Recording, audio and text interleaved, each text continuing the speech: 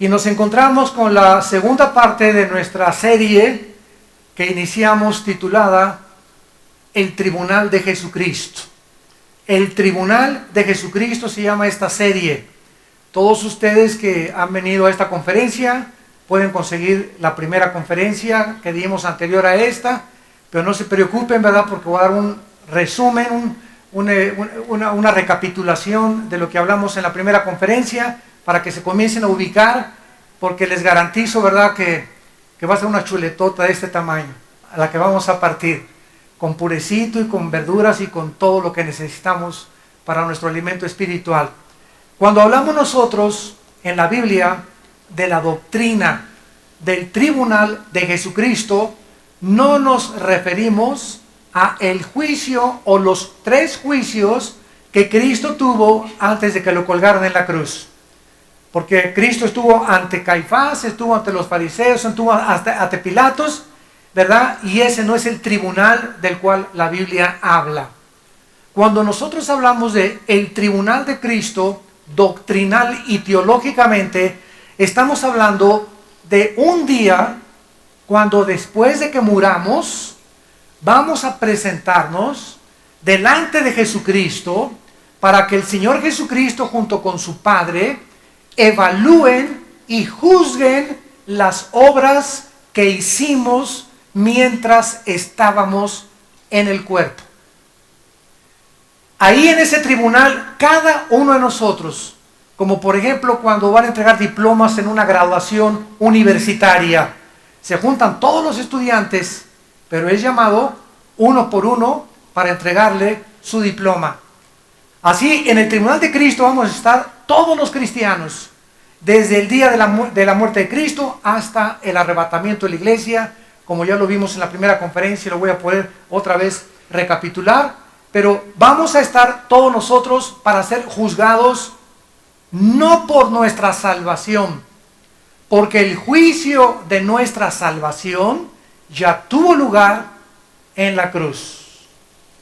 Cuando tú aceptaste a Cristo en tu vida como tu Señor y como tu Salvador, Dios juzgó en la persona de su Hijo. Dios descargó su ira sobre la persona de su Hijo. Dios castigó a su Hijo en nuestro lugar.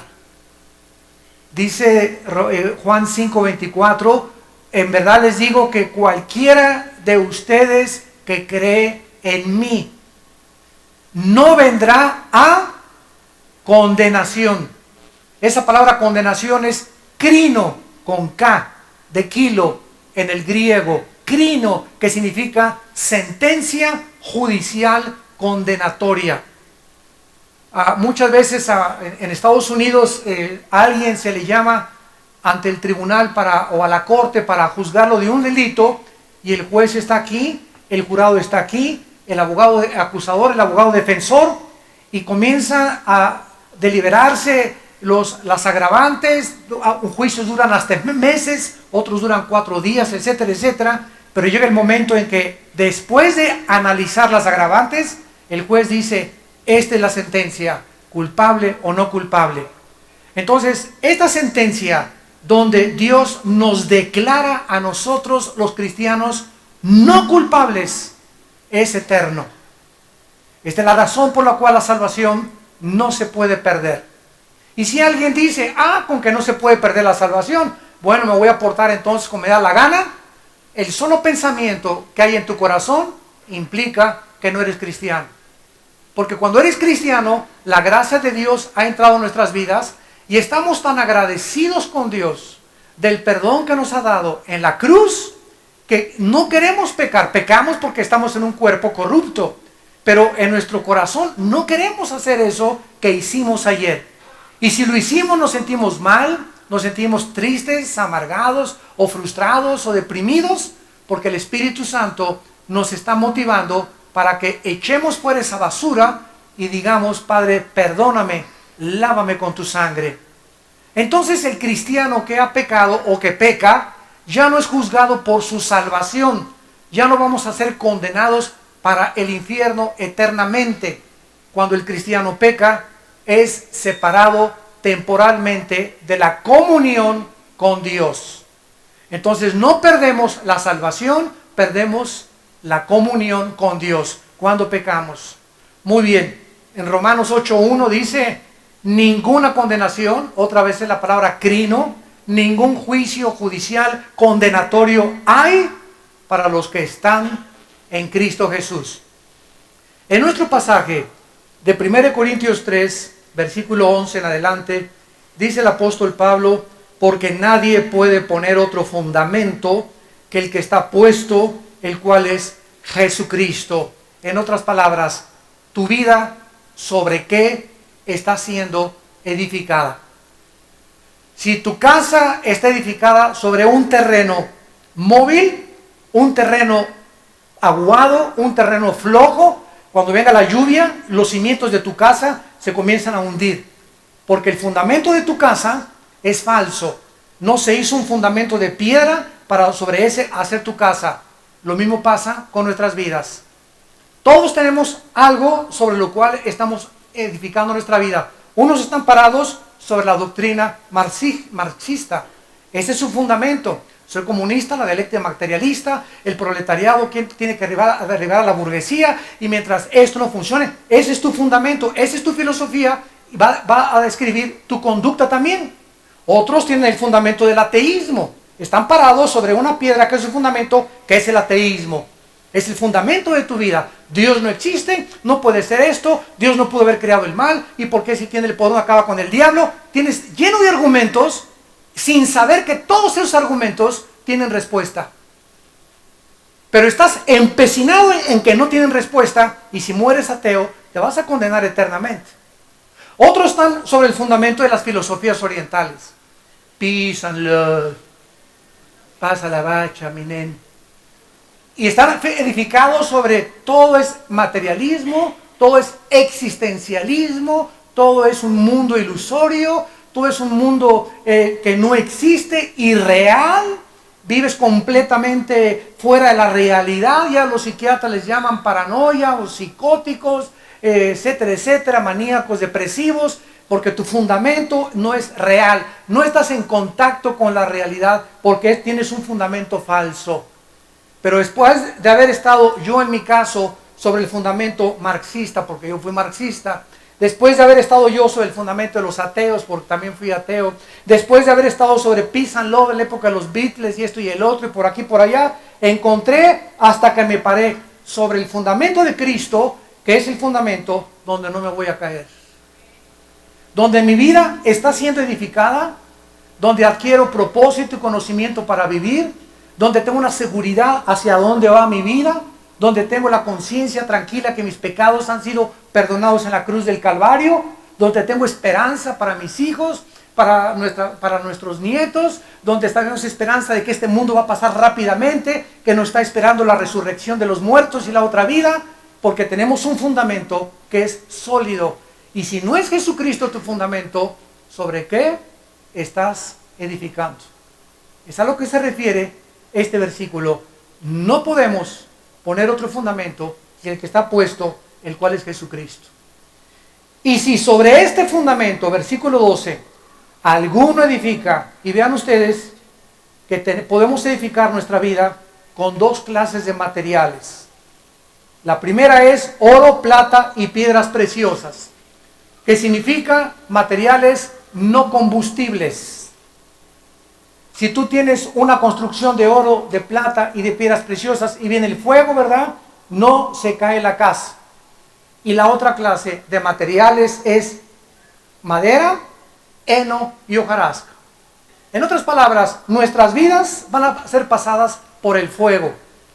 Dios va a purificar nuestra vida en este día del tribunal, y si las obras que yo edifiqué en mi vida eran motivadas por conveniencia, por necesidad, porque me manipularon, o porque me forzaron, o porque quería yo hacerme un nombre, o porque mi motivo era monetario, o mi motivo era mi ego, o que todo el mundo me conociera.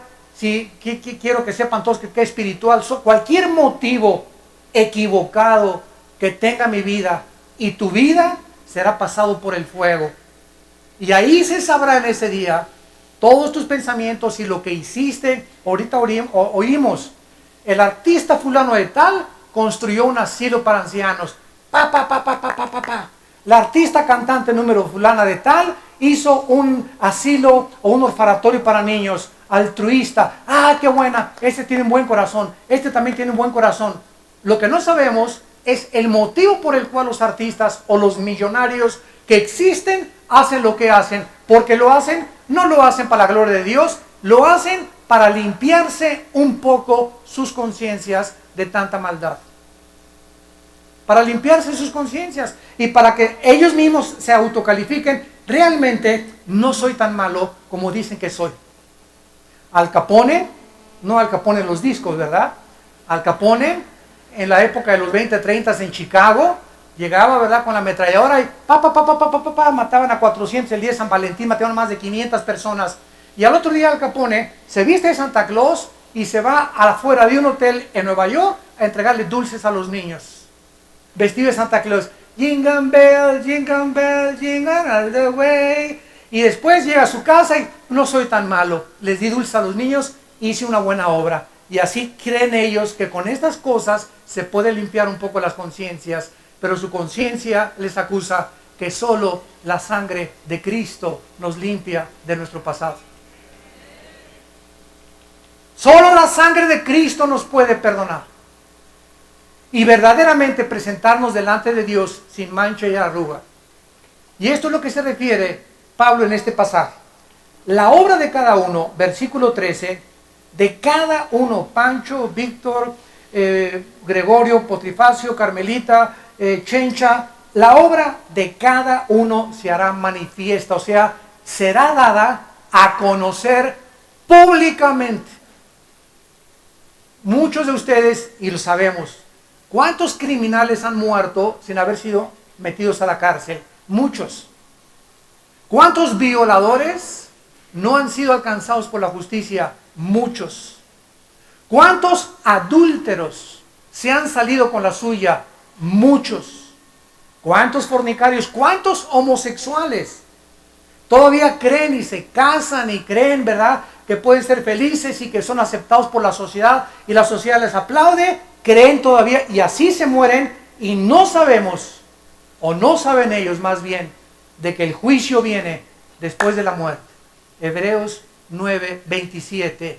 Está establecido a los hombres que mueran una sola vez. No hay reencarnación, no hay transmigración, no hay purgatorio. Cuando tú mueres, cielo o infierno. No hay más que dos cosas en la palabra de Dios. Entonces, hay mucha gente que vemos que se mueren y se mueren en pecado. Y aparentemente murieron felices sin darse cuenta que después de esta vida, Cristo vino a darnos el ejemplo de haber resucitado entre los muertos. Y habernos garantizado con su resurrección de que tú y yo vamos a ser juzgados el día de Cristo. Ahora muy bien, dice aquí este pasaje, si permaneciera la obra de cada uno, versículo 14, que sobreedificó, recibirá recompensa. Si la obra de alguno se quemare, él sufrirá pérdida. Aquí vemos que en este juicio, en este tribunal, muchos van a sufrir pérdida. Vamos a ver de qué pérdida está hablando más adelante. Si bien él mismo será salvo, aunque así como por fuego. En otras palabras, hoy llegas a tu casa, le gritas a tu esposa y hasta una cachetada le das.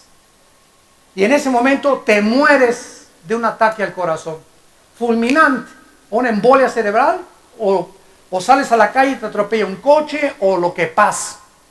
¿Te condenas o te salvas? Si eras cristiano. Si eres cristiano y mueres en pecado, porque estás muriendo en pecado. Te moriste enojado, agrediste a tu esposa, y entonces perdiste la salvación. La Biblia dice que no la pierdes.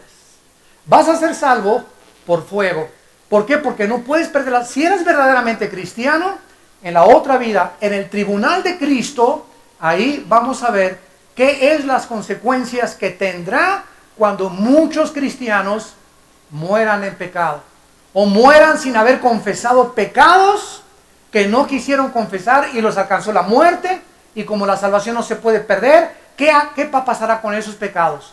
Número 1, en la cruz Cristo pagó por los pecados pasados, presentes y futuros de cada uno de nosotros. En la cruz de Cristo todo nuestro historial está borrado, pasado, presente y futuro. Pero como ya no tengo condenación, los pecados mientras yo estaba en el cuerpo no me van a llevar al infierno, me van a llevar al tribunal de Jesucristo. ¿Me van entendiendo? Van siguiendo esto cronológicamente y lógicamente, porque es muy importante que no tengas dudas para que tú puedas, después de esta serie, estas conferencias, estar certero y seguro, ¿verdad?, de que de Dios nadie se puede burlar. La obra se quemará, si bien el mismo será salvo, aunque así por fuego. Muy bien, vamos a ver ahora a continuación la perspectiva teológica del juicio, o los dos juicios que los cristianos hemos enfrentado después, ¿verdad?, antes de que nosotros muramos. Cuando yo muera, ya tuve yo dos juicios. El primer juicio fue cuando creí en Cristo, porque en la cruz Dios juzgó mis pecados. Que abortaste 5 veces, mataste a 40 personas, hiciste desastre y medio, te divorciaste 6 veces, incendiaste la colonia Peralvillo, ¿verdad? Y lo que hayas hecho en tu vida, en el momento que recibes a Cristo, tu pasado nunca será revuelto, nunca será otra, las cenizas no vuelven a arder. Ya fue juzgado en la cruz de Cristo. Esto se llama gracia. El mundo no lo entiende. Estas son las buenas noticias de que no tienes que morir en tus pecados, que alguien ya pagó por ellos en la cruz. Esto se llama la gracia de Dios. Un regalo que Dios nos da sin que lo merezcamos. Una vez en un debate con un religioso me dijo, pues qué fácil la ponen ustedes los cristianos, ¿verdad? Ya nomás creer en Cristo y ya. Y le dije, usted piensa igual que los fariseos. Cuando Cristo estaba en la cruz, había 2 ladrones junto con él. Y de repente uno de ellos le dice a Cristo, que era borracho, parrandero y jugador, secuestrador y asesino, y los cargos que le quieras imponer. Le dijo a Cristo, acuérdate, Señor, cuando vengas en tu reino. Y Cristo le dijo, hoy estarás conmigo en el paraíso. Los fariseos abajo en la cruz han de haber volteado y han de haber dicho, qué fácil, ¿verdad? Y ahorita, en 10 segundos, todo lo que hizo fue borrado, ¿verdad? Y nosotros ayunamos, nos vamos de rodillas a la villa, hemos hecho esto, hemos hecho aquello, hicimos asilo para ancianos, hicimos asilos para huerfanitos, y este ya de repente es perdonado para siempre. Así es, contesta Cristo. ¿Te gustó? ¿Por qué? Porque la palabra de la cruz es locura el que se pierde. El mensaje que tenemos en la Biblia choca contra el intelecto humano, contra la soberbia humana que anhela querer hacer buenas obras para salvarse. No, si no voy al cielo es porque fui muy bueno, porque hice muy buenas obras, me merezco la salvación. La salvación no tiene nadie mérito alguno en ella, es por gracia. Vengan como están, es el mensaje de la Biblia. Vengan como están, y si sus pecados fueren negros como el carbón, como la blanca lana vendrán a ser. ¿Y qué tengo que irme primero a la villa? ¿Tengo que hacer sacrificios? ¿Tengo que ayunar? Nada. Dios lo hizo todo en la cruz. Todo.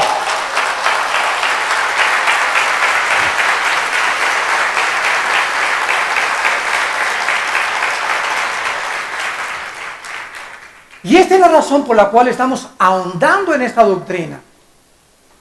La pregunta es la siguiente: ¿hasta qué grado la obra de Cristo en la cruz se relaciona con nuestros pecados en la vida cristiana? A la luz de la obra de Cristo en la cruz y con respecto al pecado, ¿de qué manera Dios trata ahora, ya que no hay condenación sobre nosotros, ya que no se puede perder la salvación? ¿De qué manera trata Dios con nuestros pecados en la época presente y en el futuro? El otro día estaba desayunando con un pastor que me dijo, mire, Armando, realmente yo no estoy seguro si se pierde o no se pierde la salvación. Y yo le contesté a este pastor, bueno, ¿qué le enseñas a tus ovejas? No es que me tengo miedo de decirles que la salvación no se pierde porque se pueden portar mal, entonces. Y mejor les digo que no sé. Y le digo, ¿sabes una cosa? Que no podemos más que ser honestos e íntegros delante de nuestras ovejas. ¿Es pan o es vino? ¿Es luz o es tinieblas? ¿Es verdad o es mentira? Nunca es la vieja del otro día. Entonces me dijo, ¿qué me quieres decir? Y le dije, si tú tienes miedo de que si tú predicas que la salvación no se pierde, la gente se va a aprovechar, le dije, ese es problema de la gente. A nosotros no nos interesan las consecuencias de este mensaje. Nosotros tenemos que entregar este mensaje fiel como la Biblia lo dice. Lo que pase con la gente ya no es nuestro problema. Son consecuencias que le van a dar cuenta a Dios. Y si alguien quiere pensar eso, que como no se pierde la salvación, me voy a portar como me da la gana, es tu problema, no es problema de nosotros. Yo tengo la obligación de decirte lo que la Biblia dice. Ninguna condenación hay para el que está en Cristo Jesús. Y la salvación no se puede perder. Porque entonces Cristo tendría que volver a morir para pagar por los pecados que yo cuando me muera quería de ver. Y Él ofreció un solo sacrificio para siempre y con una ofrenda nos hizo perfectos a los santificados. Hebreos capítulo 10, 11, 12, 14 y 16. Muy bien, para poder comprender entonces el significado de la muerte de Cristo, qué importante esto es para los cristianos, a favor del pecador, veamos algunos pasajes. Veamos por ejemplo Juan, Evangelio de Juan, capítulo 3, versículo 18. El que en él cree no es enjuiciado, no es condenado. El que en él cree no es condenado, pero el que no cree ya ha sido condenado porque no ha creído en el nombre del unigénito Hijo de Dios. Según de Corintios 5:21, el que no conoció pecado, Cristo, por nosotros se hizo pecado, para que la justicia de Dios se cumpliese en nosotros, que hemos creído en su santo nombre. Romanos 8:1, ninguna condenación, ninguna sentencia judicial, ninguna condenación judicial hay para el que está en Cristo Jesús. En el momento en el que un criminal, permíteme una silla, lo voy a tratar de ilustrar.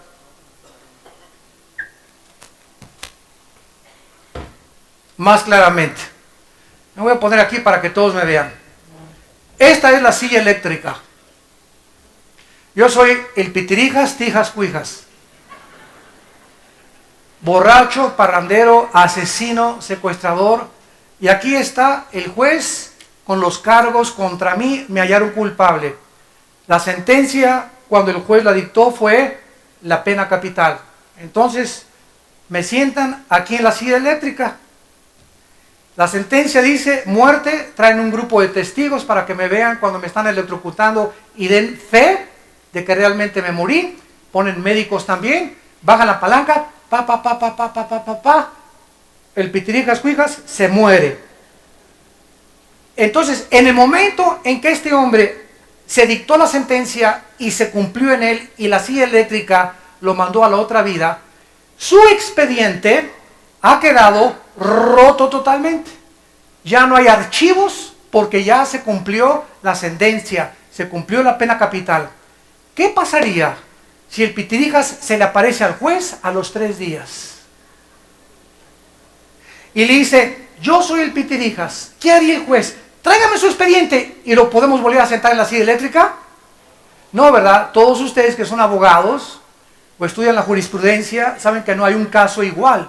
¿Por qué? Porque no se puede condenar a ninguna persona 2 veces.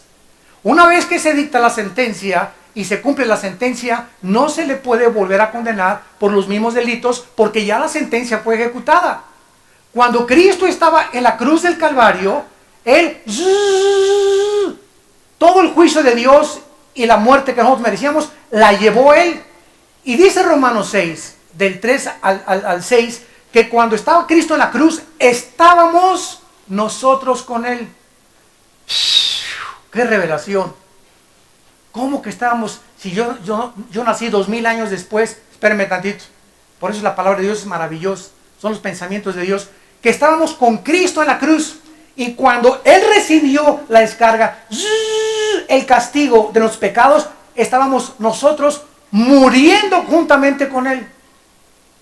Y cuando Cristo lo bajan de la cruz y lo entierran, a nosotros íbamos con Él en su entierro. Fuimos enterrados con Él. Y cuando Cristo resucita, levantó a todos nosotros juntamente con Él. Esto es la vida nueva. Y ahora que ya la sentencia se ejecutó en la persona de nuestro sustituto, ya no hay expediente contra nosotros. Dios ya no tiene nada de qué acusarnos, porque ya se dictó la sentencia en la persona de su Hijo Jesucristo. Veamos esta verdad en Colosenses capítulo 2. Ya ninguna condenación, ya no nos puede juzgar Dios dos veces. Violaría Él su propia palabra. Dice en Colosenses capítulo 2, versículos del 13 al 14, y a ustedes, Colosenses 2, 13 y 14, estando muertos en pecados, porque así estábamos nosotros, ¿verdad? Y en la incircuncisión de vuestra carne, os dio vida juntamente con Él. ¿Cuándo sucedió esto? Cuando Él resucitó. ¿Qué hubiera pasado, para irme con más despacio, si Cristo muere en la cruz y no resucita? ¿Fueron juzgados los pecados? Claro, ¿verdad? Entonces, simplemente a nosotros también se nos hubieran perdonado, pero no hubiéramos tenido una vida nueva. No tendríamos la garantía de vivir una vida resucitada. Era necesario que el Hijo de Dios no solamente muriera, sino que se levantara de entre los muertos para levantarnos juntamente con Él. Versículo 14.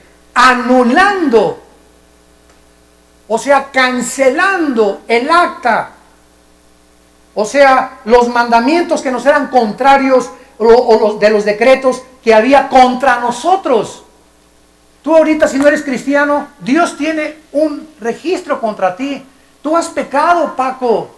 Tú has pecado, Chencha. Tú has pecado, Carlos. Y aquí está, lo tengo, dice el Señor. Tus pecados no los puedes ocultar. Si tú mueres con esta lista que yo tengo contra ti, te condenas y te vas al infierno.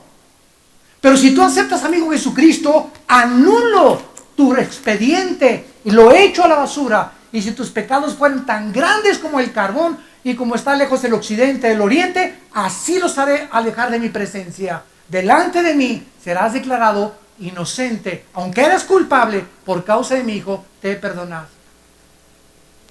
Esto se llama gracia. Gracia sobre gracia.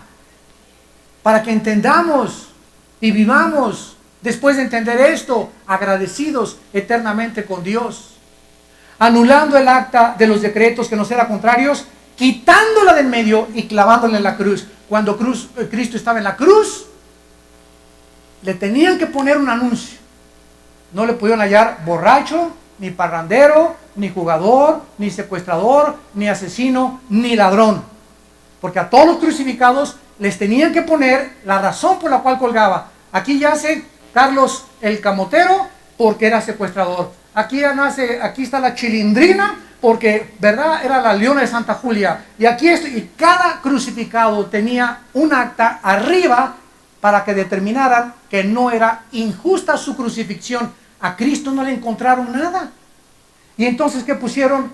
INRI, en 3 idiomas, en griego, en arameo y en hebreo, que significa Rey de los Judíos. Pero aunque visiblemente no había cargos, contra nosotros había muchos cargos.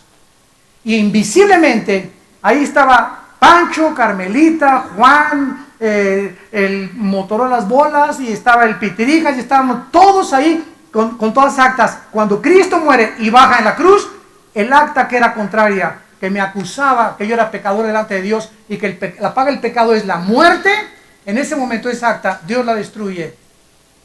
Y ahora me ve a Dios, y te ve a ti, y nos ve a Cristo dentro de nosotros.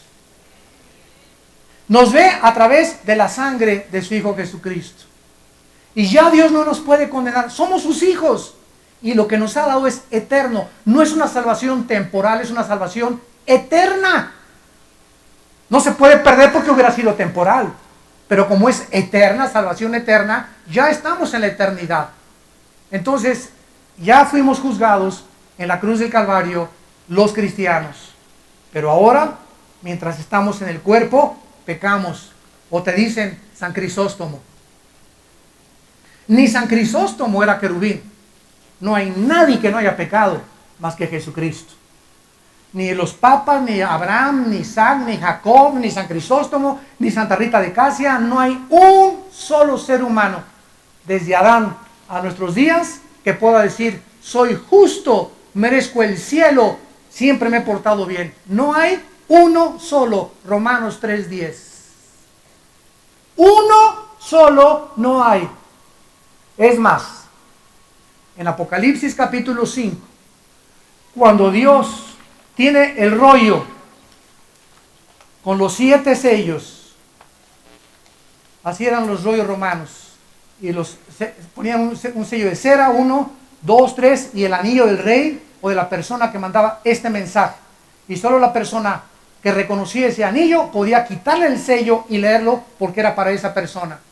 Cuando Dios tiene en Apocalipsis 5 el rollo con los 7 sellos, que son los 7 juicios de Dios contra el mundo, entonces Dios levanta el rollo y un ángel comienza en el cielo a decir, ¿quién es digno? En el cielo, en la tierra o debajo de la tierra, que le quite los sellos al rollo. Y dice el apóstol Juan, y oí una voz que decía, no hay nadie. Ni Abraham, ni Isaac, ni Jacob, ni San Crisóstomo, ni Santa Rita de Casia, ni el Papa, ni nadie es digno, nadie, ni los querubines,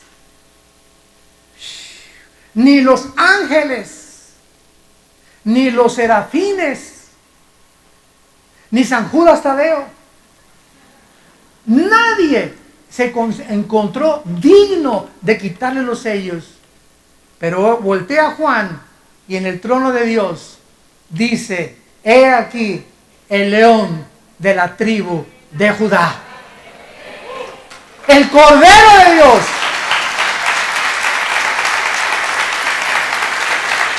Él es digno. Y el Padre le entrega al Hijo, Apocalipsis 5, le entrega el rollo, y entonces Cristo comienza a quitarle los sellos. Y vemos que el primer sello, el caballo blanco, el caballo negro, el caballo amarillo, etcétera, etcétera, es el anticristo, la guerra, la paz, el hambre y el infierno. Entonces nos damos cuenta que no hay un justo y que lo que somos, lo somos por Él. Nadie puede, siendo cristiano, ser orgulloso. Qué ridículo es que un cristiano sea soberbio. O si tienes mucha teología, que te creas que porque tu teología, si la tienes, ¿quién crees que te la dio? ¿Quién te dio el cerebro renacuajo que tenías? Para que te aprendieras lo que te aprendiste. Si eres un gran pianista, ¿quién te dio el talento para hacer un Chopin? O un Tchaikovsky. ¿Quién te dio el talento para ser un músico como Beethoven?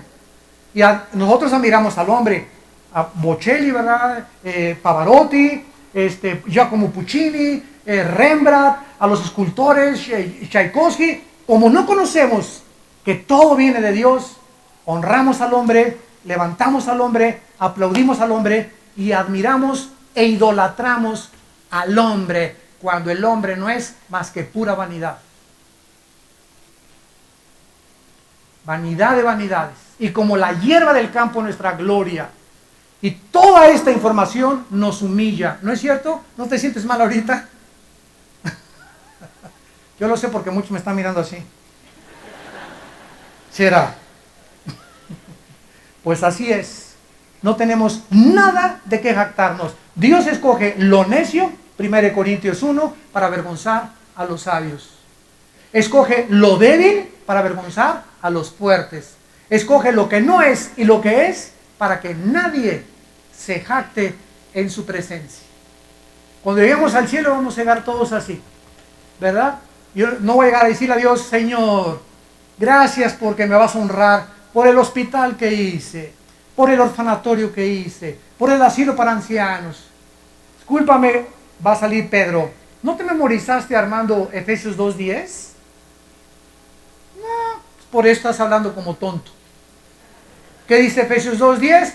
Hechura suya somos, creados en Cristo Jesús para buenas obras, las cuales Él preparó para que anduviéramos en ellas. Entonces, nuestras buenas obras que hayamos hecho, cuando lleguemos al cielo, ni siquiera podremos gloriarnos en ellas. Las hicimos porque nos sometimos. Entonces, ¿cuál es el premio, la recompensa? Nos sometimos al poder de Dios. Y cuando Dios encuentra un vaso entregado en él, un hombre, una mujer consagrados a él, Dios hace maravillas, hace prodigios, hace cosas tremendas a través de la vida de ese ser humano. Pero el ser humano no se puede jactar de nada, ni tampoco exhibir, ni darle a conocer al mundo el poder que Dios le ha otorgado. Porque entonces ya perdería la humildad, y la humildad haría, la falta de humildad haría que todo lo bueno que hiciste se fuera al pozo. Por eso Dios le dice a la iglesia de Éfeso en Apocalipsis capítulo 2, a ver, vengan para acá, muchachitos de la iglesia de Éfeso, admiro su paciencia, su celo, han probado los que dicen ser apóstoles, la apostolitis que hay ahorita y no lo son, tienen muy buena doctrina, descubierto que ustedes han tenido paciencia, han hecho esto y el otro. Y todos imagino aquí, ¿verdad? La iglesia de Éfeso, gracias, Señor, sabíamos que nos tenías que reconocer. Y después de que Dios les dice todas las cosas buenas que hicieron, les dice algo que los deja totalmente sacados de onda, como decimos en México. Pero tengo contra ustedes, pero, hay un pero. Todas esas cosas que has hecho no sirven para nada, porque has perdido tu primer amor. ¿Qué significa esto? Que si todo lo que estamos haciendo para Cristo no lo estamos haciendo porque estamos enamorados de Él, lo estamos haciendo porque estamos enamorados de nosotros. Y lo estamos haciendo porque estamos buscando solamente un nombre para nosotros. Reconocimiento de los hombres, reconocimiento de las gentes, reconocimiento de las ovejas, reconocimiento de mi familia. Todo lo que yo haga para exaltar mi ego y para que la gente me vea y me aplauda y me honre, no tiene valor delante de Dios. Lo que hago tiene que ser motivado por el amor a Cristo. Cuando llegues al cielo, y cuando yo llegue al cielo, Dios no nos va a preguntar, Armando, ¿cuántas almas ganaste? Mire, señor, fui el evangelista, gané 50 millones de almas. Qué bueno, buen siervo. Y construí 50 iglesias. Y mis iglesias tenían, Señor, candeleros franceses y alfombras persas y aire acondicionado. Y éramos una mega iglesia en el Distrito Federal. Buen siervo. Pero eso no me interesa. Me interesa que me contestes esta pregunta antes de que entres al cielo. ¿Cuánto te pareces a Jesús?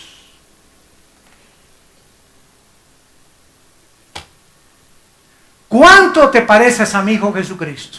¿Cuánto del carácter de mi Hijo Jesucristo adquiriste en tu vida? Y déjenme decirles algo. Cuando Cristo, Mateo 11, 28 en adelante, le dijo a la gente, aprendan de mí, Cristo nombró dos características de su carácter que deberíamos imitar. Y Él dijo, aprendan de mí que soy manso y humilde de corazón. ¿Qué significa ser manso? Bueno, un caballo bronco, ¿cuál es? Un caballo cuando sube el jinete comienza a reparar y quiere tumbar al jinete hasta que lo tumba. Y cuando el caballo reconoce que el jinete es más grande y más poderoso que él, deja de reparar, deja que le pongan la rienda, que le pongan la silla y entonces el jinete lo puede llevar a la derecha, a la izquierda, con las espuelas, decirle que camino, que corra. El jinete es un caballo manso, ya se amansó, se adiestró para la monta. ¿Cuántos de ustedes se les dice algo y o a los del coro, oye, te pones en la banca y ahí se ponen a hablar, o suspendemos a alguien y comienzan a criticar? Es en las pruebas donde se prueba tu carácter. Es en las pruebas. No hay persona más orgullosa que a la que se le exhorta y se le regaña y se vuelve contra ti. Dice Proverbios, exhorta al necio y te odiará. Exhorta al sabio y aumentará su saber. ¿Eres manso? Llegan aquí a estacionarse y aquí tenemos un departamento de seguridad y te dicen, estaciones ahí. Bueno, ¿y tú qué querés? Me estaciono, me da la gana. ¿Te das cuenta? Esos pequeños detalles de tu vida, tú dices, bueno, pues, ¿quién es este de seguridad? ¿Por qué le voy a hacer caso? Porque es alguien puesto por los pastores. Igual que los edecanes. Oigan, no se sienten ahí, aquí es para los niños. Yo me siento, me da la gana. ¿Y qué? ¿O qué? ¿Quieres bronca? Hasta con eso, Y nuestros pobres servidores a lo que se tienen que enfrentar. Y gente que viene a la iglesia, ¿qué denotan? Que no son mansos todavía. Están broncos, bien broncos. Y la humildad, ¿verdad? La humildad es reconocer que dependemos de Dios diario. Que no podemos levantarnos sin tener un tiempo con Él. Que somos insuficientes y que separados de Él nada podemos hacer. Aprendan de mí que soy manso y humilde. Cuando llegamos al cielo, ¿cuán bronco llegaste? ¿O cuán manso llegaste? ¿Y cuánta humildad te cubrió durante tu vida en esta tierra? Eso es lo que Dios juzgará en la otra vida. Muy bien. El otro juicio, 1 Corintios capítulo 11, el otro juicio que tuvimos los cristianos antes que nos presentemos en el tribunal de Jesucristo, 1 Corintios 11, se llama el autoexamen. El autoexamen. En este juicio, nosotros tenemos la oportunidad de ¿qué cosa? Muy bien. Dice en Proverbios 28:13, el que encubre sus pecados no prosperará. Si tú tienes un pecado que no has confesado a Dios, fíjate lo que va a pasar. Se te va a cerrar el mundo. Esto es lo que se llama prosperidad. Esta es la verdadera prosperidad. Prosperidad no significa solamente tener mucho dinero, significa poder avanzar hacia adelante con Dios.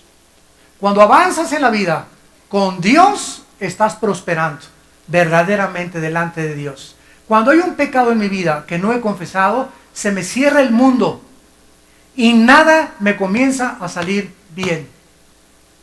Y voy de fracaso en fracaso, de hombre en hombre, de mujer en mujer, de botella en botella, de droga en droga, de cine en cine, de teatro en teatro, de escuela en escuela, de familia en familia, etcétera, etcétera, porque estoy buscando algo que me dé propósito, algo que me dé significado, y las cosas no funcionan en mi vida. Y esto se llama en la Biblia maldiciones.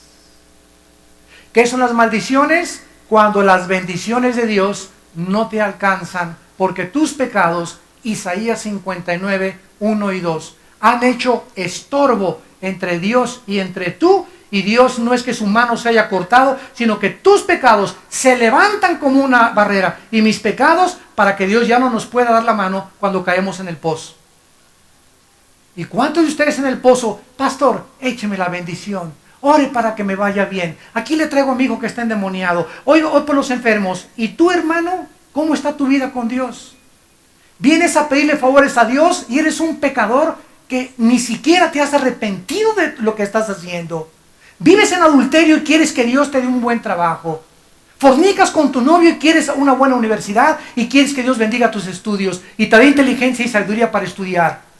Ves pornografía y quieres que Dios te dé inteligencia para conocer la Biblia y las profundidades de la Biblia. ¿Sabes qué? No conoces a Dios. Dios es un Dios santo. Santo, santo. Y el que encubre sus pecados no prosperará, mas el que los confiesa y se aparta alcanzará misericordia. Entonces, ¿qué pasa cuando un cristiano peca? Dios nos da la oportunidad de examinarnos a nosotros mismos. Híjole, siento, porque tengo al Espíritu Santo, que hoy le grité feo a mi esposa. Pero mi orgullo me dice, ¿para qué le pides perdón? Que te pida ella. Pero cuando tengo el Espíritu Santo y quiero seguir el ejemplo de Jesucristo, no. Tal vez ella tuvo la culpa, pero me voy a humillar. Porque Dios le da gracia a los humildes.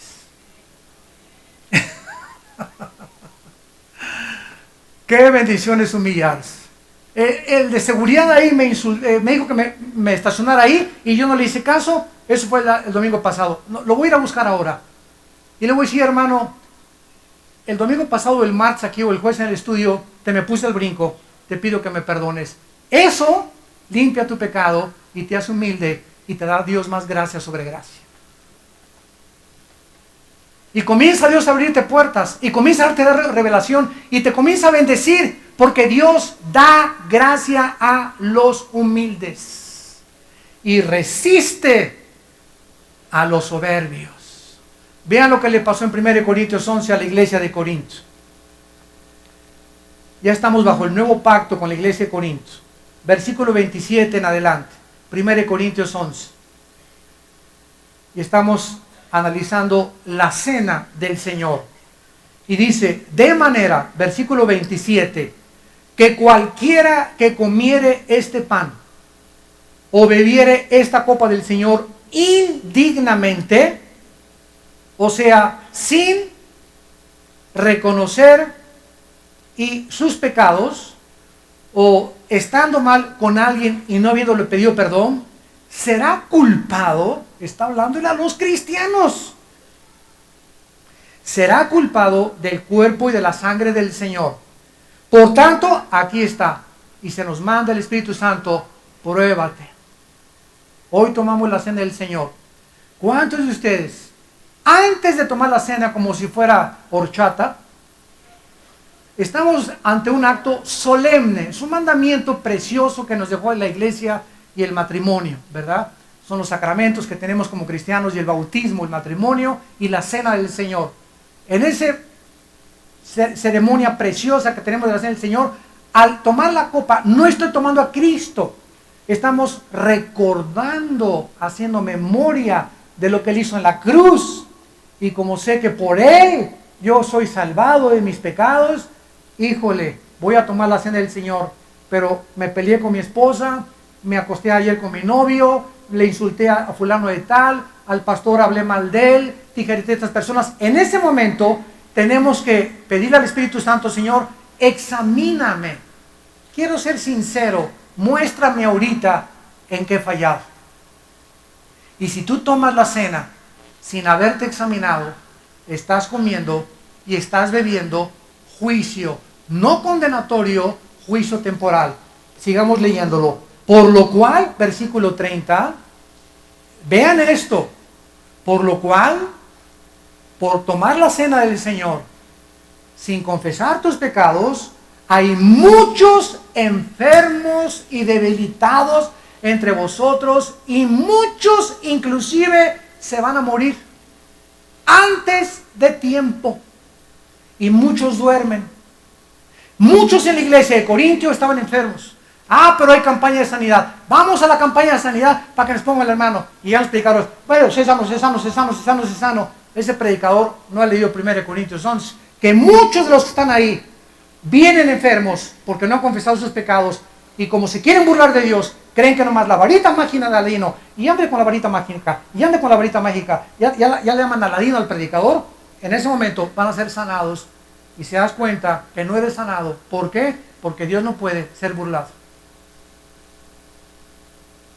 Yo cada vez le pido más y más a Dios cuando ore por algún enfermo.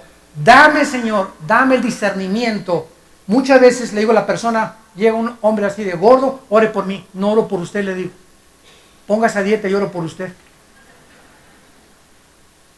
¿Por qué? Porque usted quiere que ore por usted y le baje la hipertensión arterial que tiene, la tendencia que usted tiene ya con tanto colesterol para un ataque futuro al corazón, y los problemas de la diabetes que se desarrollan con cuando tenemos 3 o 4 kilos de más. Con 3 o 4 kilos de más, eres casi prediabético.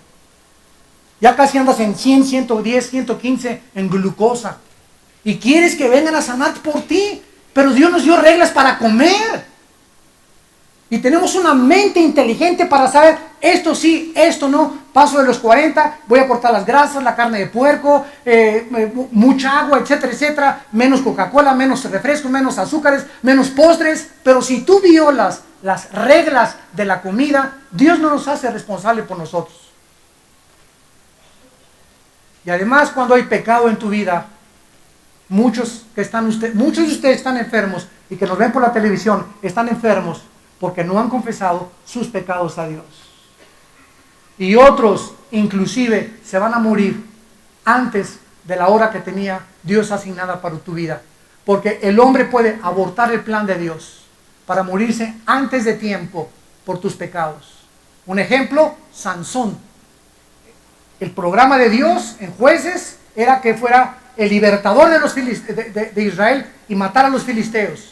La sensualidad de Sansón con las mujeres lo hizo perder su misión en la vida, quedar ciego, convertirse en un payaso de los filisteos y morir antes de tiempo, quitándose la vida junto con todos los filisteos.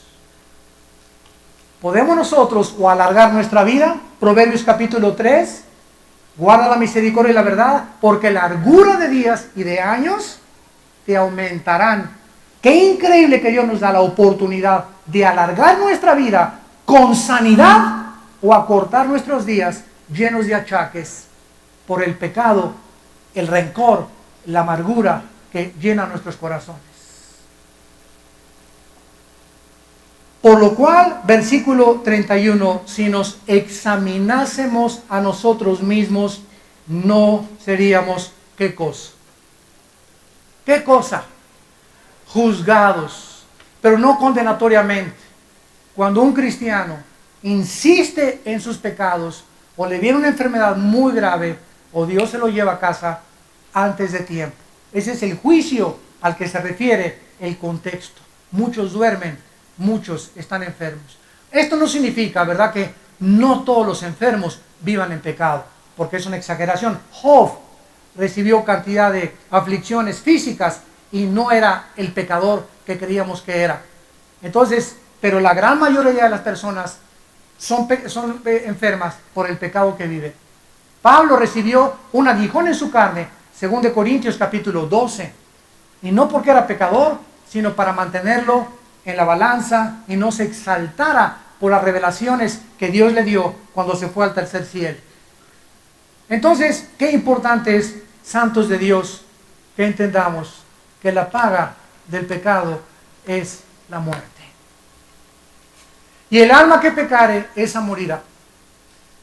Tenemos una sola vida para poder vivirla en paz delante de Dios y no ser juzgados antes de tiempo, ni irnos a casa antes de tiempo, y tener una bendición en nuestra familia, en nuestro matrimonio, en nuestro cuerpo, en nuestro ministerio, en tu trabajo como médico, como abogado, como estudiante, que seas el mejor estudiante de la prepa, de la universidad, porque eres inteligente y admira a la gente de tu inteligencia y tu sabiduría, a pesar de que fuiste un bruto cuando estuviste en secundaria, pero de repente te arrepentiste y cambió tu vida, estás memorizando la palabra y eres una persona brillante en la escuela, como Daniel capítulo 1, que por la entrega a Dios, Dios le dio inteligencia y sabiduría, más que todos los sabios que había en Babilonia.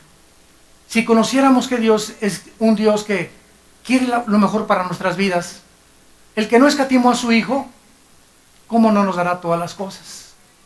Pero precisamente porque no lo conoces, vives, como un limosnero espiritual. Así pues, no nos cansemos de hacer el bien, porque a nuestro tiempo vamos a recoger la cosecha que hayamos sembrado mientras estábamos en este cuerpo. Señor, te damos gracias por tu palabra en esta tarde, una vez más. Te damos gracias, Señor, porque tus juicios son inexorables y porque algún día estaremos en tu presencia.